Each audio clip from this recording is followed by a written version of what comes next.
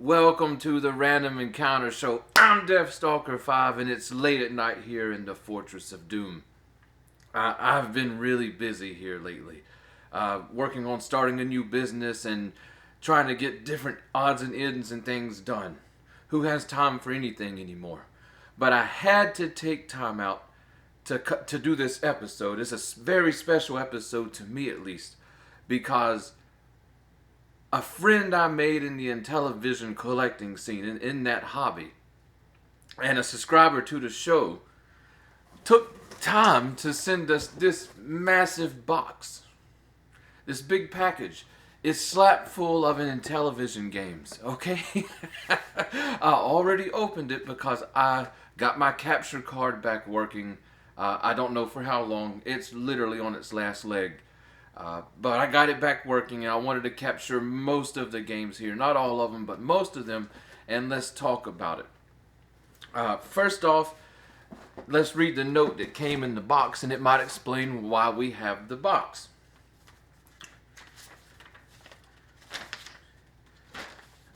In my most official voice.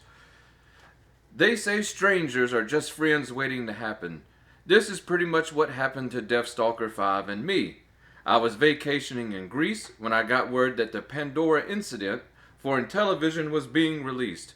With the Wi-Fi being spotty, I missed the first run of releases for Pandora. And looking at a post on Facebook, I saw Deathstalker5's name. I then asked Deathstalker5 for some advice in somehow acquiring a copy. And although Deathstalker5 and I had never met before, he went above and beyond to let others know that someone was interested in a copy of the Pandora incident. Not only that time though, I work third shift and sleep during the day, so at times Intellivision releases take place while I'm sleeping. Deathstalker5 has always taken the time to make sure I'm aware of new releases as soon as they happen. In return, and since I never forget what people have done for me, I wanted to pass along some spare Intellivision games to Deathstalker5. So look forward to many years talking about Intellivision, man caves, and a continuing friendship. Marc Zampella. Guys, Marc, I know you're watching. Marc sent over a box, an unbelievable box. What Marc was talking about in the letter was when the Pandora incident was released, they pretty much surprise released it, that everybody knew about when it was going to happen, but nobody knew exactly when. And different sellers had received their batches at different times and were releasing at different times. Now, I didn't know Marc at all. I had seen him in some of the social media groups we shared talking about Intellivision, and people were scrambling to grab copies of the game. We did the review here a few weeks back on our advanced copy of it. I love it. What a game. Game of the year for 2022, I have to say. I look forward to the Pandora incident more than I look forward to any game on the PS5 or PS4 or the Xbox or PC. And it's just a fantastic game. Marc was in Greece at the time. He messaged me and said, "Hey, I'm in Greece. Is there any way you can help me get a copy?" And I wanted to help the guy, and we started talking then. And that's what I love about this hobby, is making the friendships and talking to people. And I found out Marc is a major collector for the Intellivision. The guy has a massive collection. I'm going to get him on the show and let him show this collection off. It's super impressive, trust me. But he messaged me and said, "Hey, I want to do a favor for you." I said, "Man, no favors needed. This is what the hobby's about. We help each other in the hobby, whatever we can do. It doesn't matter if I know you or don't know you. If I can help you, I'll try. And I'm sure you'll do the same." But Marc was pretty insistent, so he gave me a list of games and said, "Hey, if you need any of these games, I'm going to send them to you." And there were quite a few games that I didn't have in my collection, quite a few that I had been looking for, and I didn't want to pay the price tag on them. And he said, "Pick what you want, take what you want. I'll ship them to you." And I said, "Hey, let me pay you for these games. At least let me pay shipping." Marc's not that type of guy. So Marc's a stand-up guy. All we can really do is just say, "Man, I appreciate it." because this is one amazing box. And I'm just here to share it with you guys.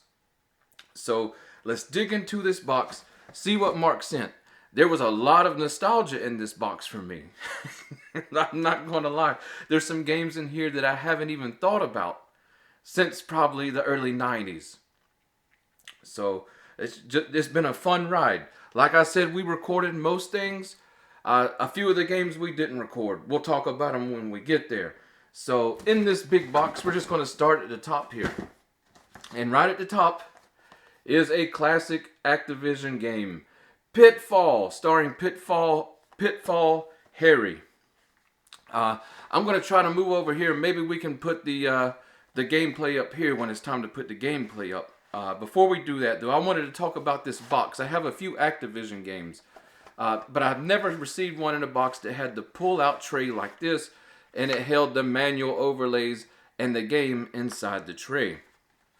But, you know, Pitfall, what a classic game. An early console exclusive game from Activision. David Crane, I think it was his, David Crane. That name's burnt in my memory from Pitfall. Pitfall was never a game I mastered. There is all these treasures spread out across the jungle, and you've got to jump obstacles, explore, go left and go right, explore and track down these treasures. I never knew the complete map for doing all these treasures. I played Pitfall a lot on my aunt's 2600, my Aunt Lisa's 2600, back in the late 80s, early 90s. Fun game. I've never checked out the Intellivision port.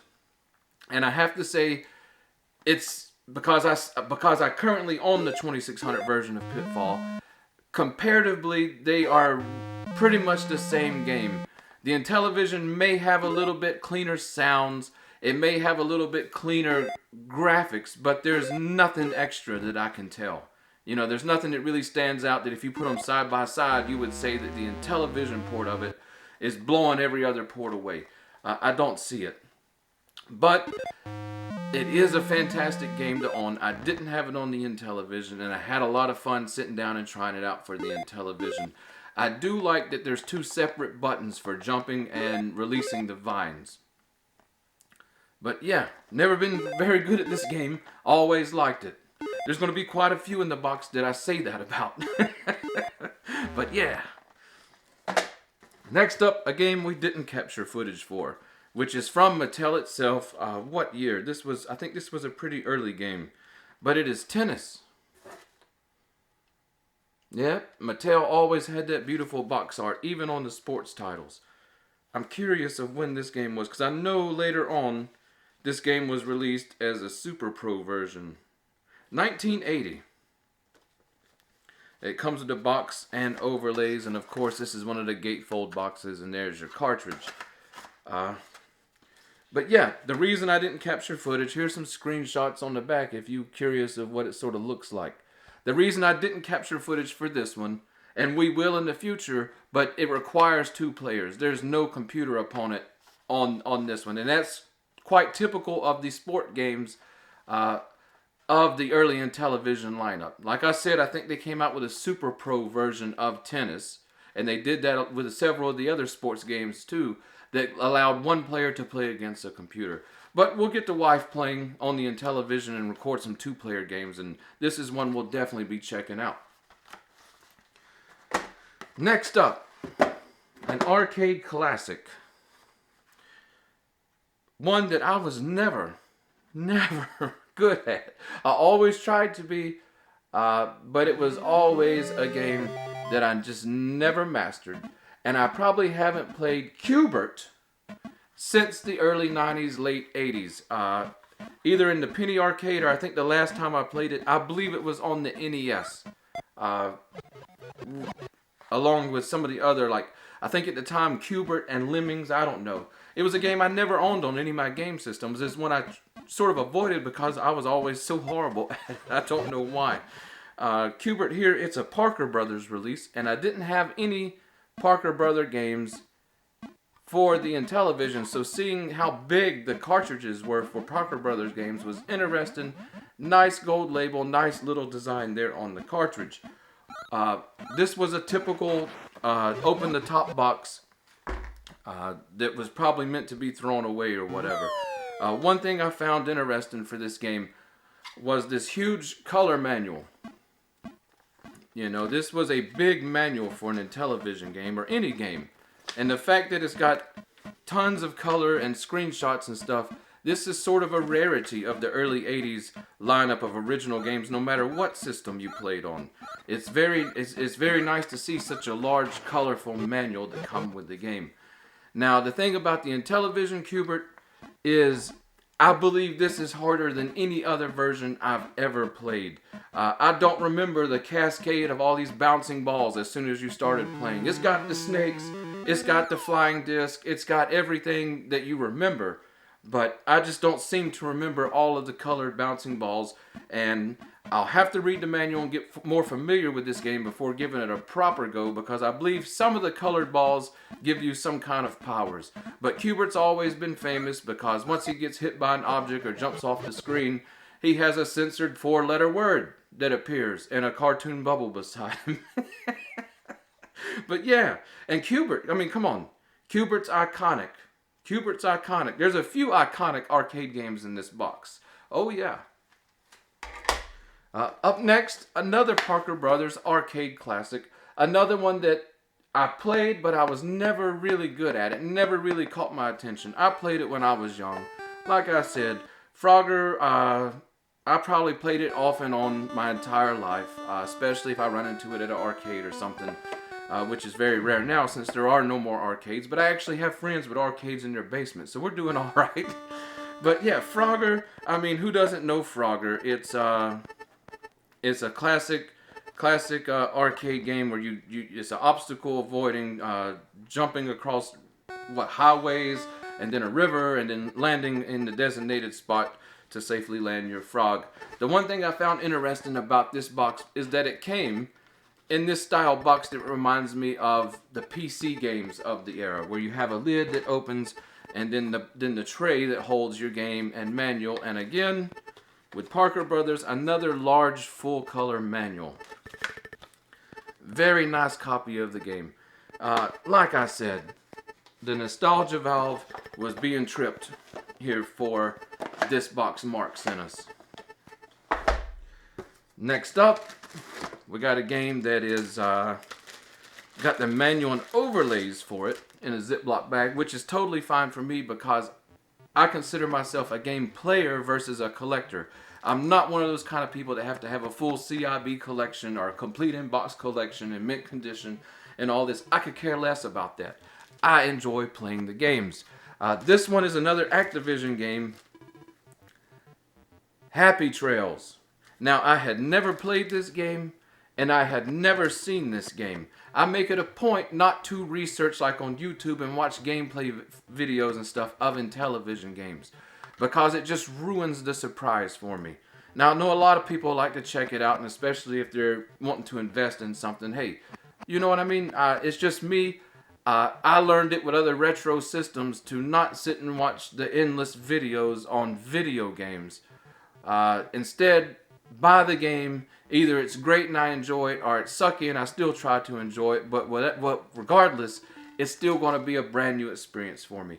Happy Trails is a very odd little game to me. You got this little sheriff character just walking around, and you, like the old school plastic puzzle things we used to have in the 80s and 90s, to make the pictures, you slide one piece at a time around a board. But what you're doing here is sliding one piece to complete the trails so that the sheriff can collect the money bags left on the trail and also capture bad guys walking around. And you can also swap up the pieces to trap the bad guys and stuff. It's a really interesting game. I haven't got into it deeply.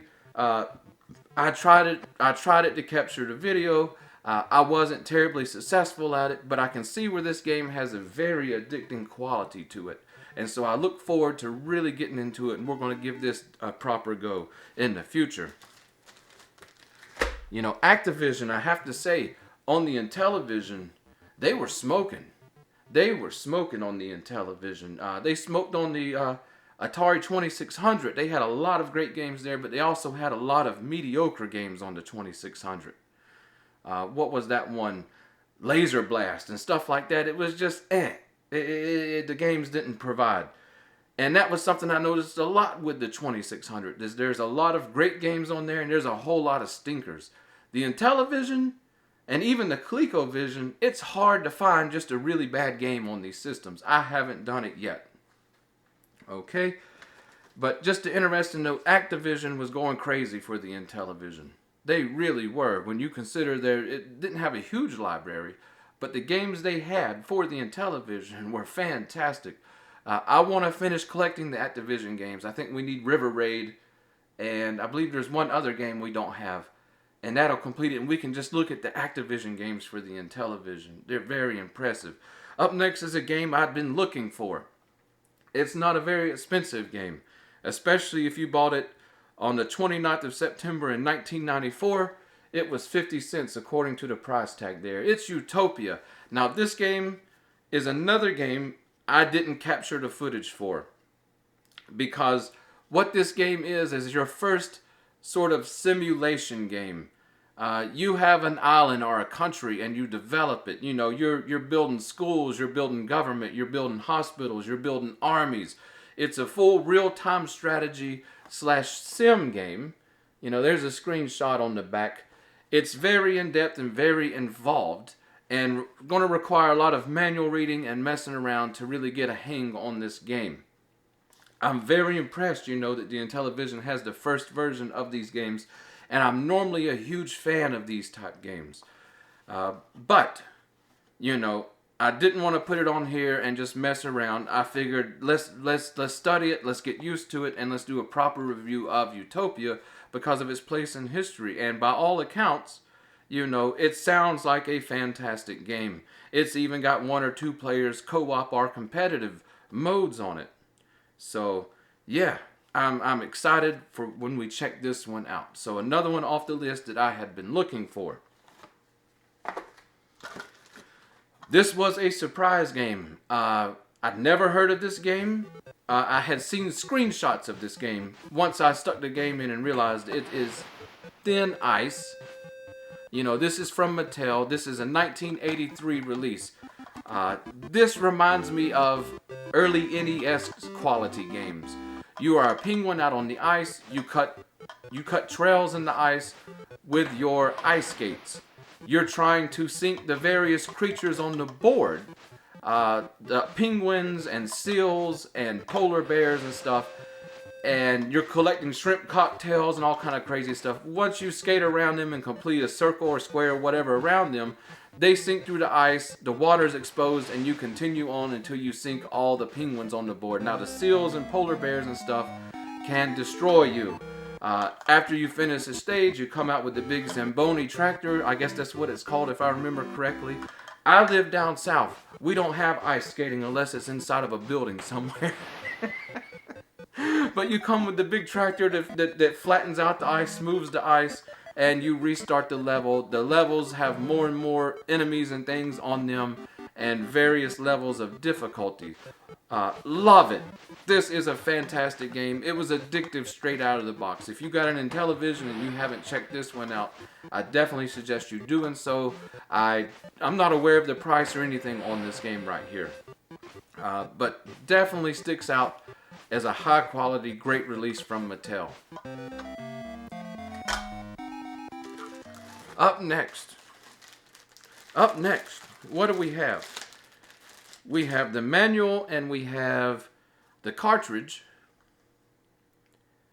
of Atari Soft released PacMan for the Intellivision. Holy smokes. Okay, I was never a huge fan of PacMan or Miss Pac-Man or any of those type games in the past, especially when I was a kid and stuff. As I've gotten older and as I've diving back into the classic scene of gaming, I have become utterly addicted to Pac-Man and Pac-Man style games on these consoles. This one is smoking. This one is smoking right here. Back in the day, if you were involved in an Atari versus ColecoVision versus an Intellivision argument at school or whatever was going on, if you had an Intellivision and you had a copy of PacMan, you had a big dog at the fight. In the fight at the time. You really did. I can still remember the PacMan craze going on when I was a kid. The t-shirts, the lunch boxes, the cereals, the cartoons, the songs, Pac-Man Fever. Come on. You got Pac-Man Fever? It only took me close to 50 years, but I finally got Pac-Man Fever, baby. But this is an awesome version of Pac-Man. I was blown away. Now, I've played Pac-Man in the arcade all of my life. Miss Pac-Man, different things. Never been my favorite game, but always one that I would play. The adults around me, especially when I was a kid at the time, were all in love with Pac-Man and Miss Pac-Man and stuff. And I knew some teenagers at the time that had memorized the patterns for Miss Pac-Man and all this old crazy stuff here. I liked them, but I was never a great fan of it. Like I said here lately, I've become a great fan of it. And I've played the 2600 version of Pac-Man. It's not a great looking game, but it's not a bad playing game. This version of Pac-Man blows it out of the water, period. And for me, this version even beats the NES version. This may be my favorite version of Pac-Man so far. No, it's not arcade perfect. It looks close to the arcade, much closer than the 2600 version did, and definitely more close to the arcade version than the ColecoVision had. And crickets in the room. In case you didn't know, there was no Pac-Man on the ColecoVision. I think it was a prototype somebody found, but it was never released. So if you had the Intellivision, you definitely had the dog in the fight here. But anyways, this version blows me away. It's not arcade perfect, and that's what I like about it.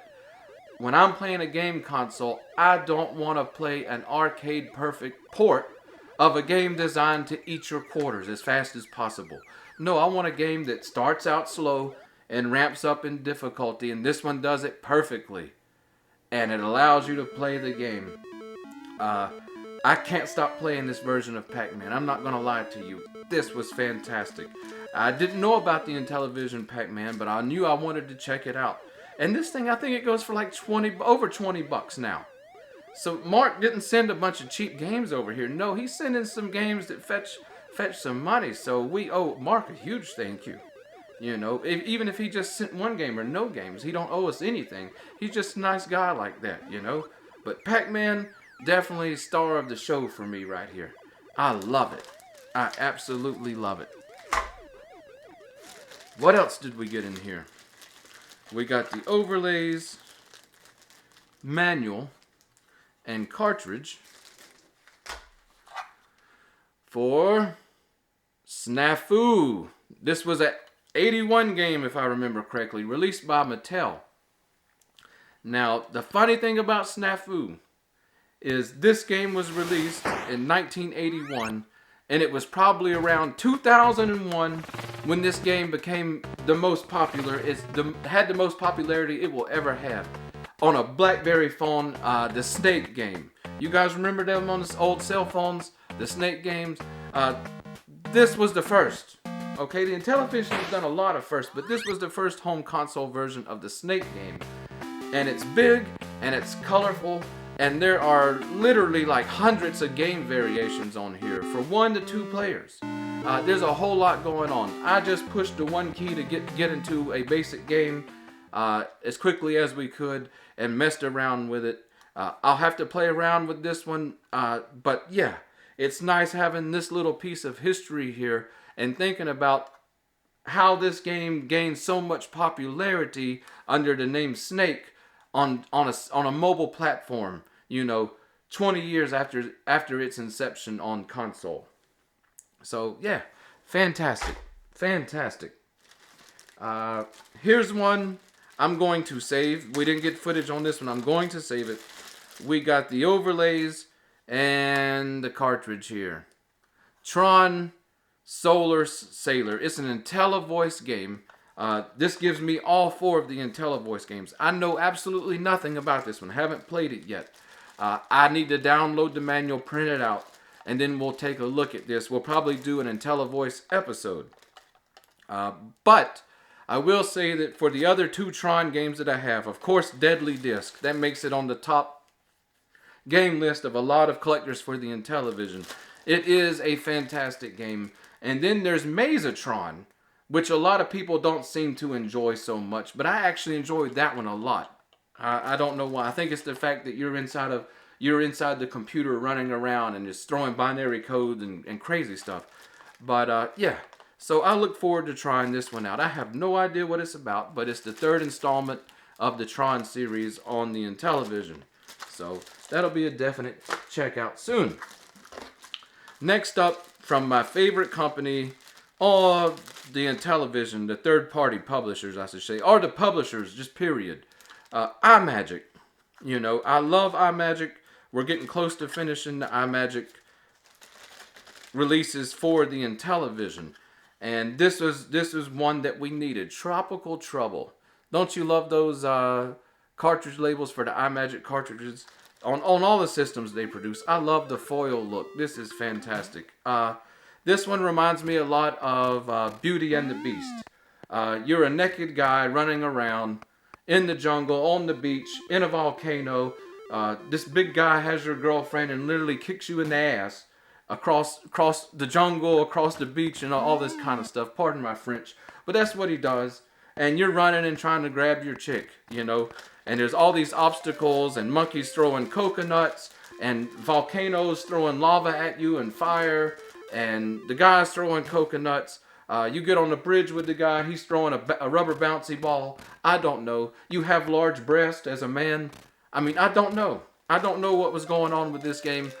It reminds me of, like I said, of Beauty and the Beast. It is surprisingly fun. I've gave it a few run-throughs since opening the box here.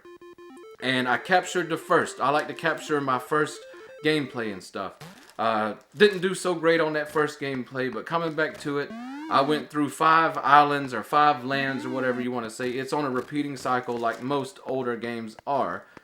But through that, I just sort of got bored of it. I don't know. It kept getting more and more difficult until it became almost just unsurmounting difficulty. But I had so many lives saved up that it was, I don't know. We'll review it. We'll talk about it. We'll take a big look at it when we get to it. But I have to say that it's a fun game. I love the side-scrolling platform aspect of the game and the race mechanic.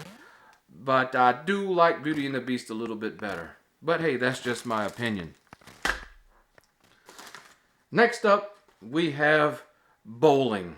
PBA Bowling by Mattel Electronics. Again, Mattel with the fantastic box art on their games. Guys, I should have studied this one some more. I really should have. It is a very advanced bowling game. In fact, even though I haven't played a whole lot of bowling games in my life, you know, this one is the most advanced. I mean, you're picking your ball weight. You're picking if you're right-handed or left-handed. You're picking how slick the alleyway is. You're picking what type of game you're playing.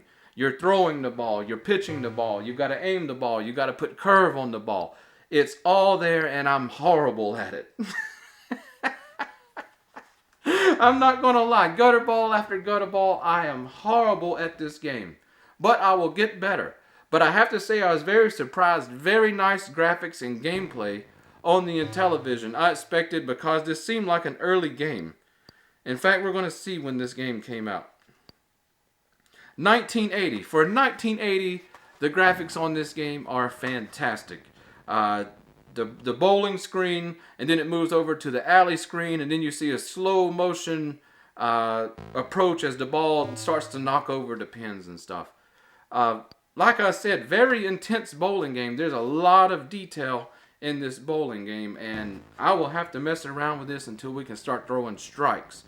But yeah, did I think I'd be talking about a bowling game? I don't know, but I am, and it's fantastic. Hey, and it's something I'll try to get my wife into. We've enjoyed other bowling games with my arcade controller with the trackball, so maybe this is something she'll enjoy too. Anyways, guys, we've got to give a big random encounter shout out to Marc. What a fantastic thing you did. You are the reason that I'm so in love with the hobbies that I have. You give reason for other people to enjoy the hobbies because these are what the hobbies are about. It's not always about getting. Sometimes it's about giving. If it's your time, if it's your friendship, if it's something, a package full of games, whatever you do, every community that I'm part of, I've seen negative parts of the communities, but I've always tried to be a positive force myself in the communities, and I seem to attract a lot of positive people to myself in the communities, and we build these beautiful friendships. Like I said, Marc is the Intellivision collector. I'm going to do my best to get him to come on the show at some point, show off his collection, and I'm sure that I have a whole lot to learn, and possibly you guys out there who love the Intellivision will have a whole lot to learn from Marc. So our best wishes to Marc and all of our appreciation, and I'll see you guys very shortly with a new episode. We'll cover some tabletop gaming this time around on the Random Encounter Show. Hey, this is DevStalker5. I wanted to thank you for watching the Random Encounter Show. If you love tabletop gaming, solo RPGing, or classic video games, make sure you're subscribed to our channel. If you want more of the show, head over to our channel's About page. There you will find our Facebook and Facebook group pages where you can join in on the fun. Want to help support the show? Make sure to use our affiliate and sponsor links next time you're shopping for your favorite gaming products. Anyways, I'll see you guys next time when we roll for Random Encounter.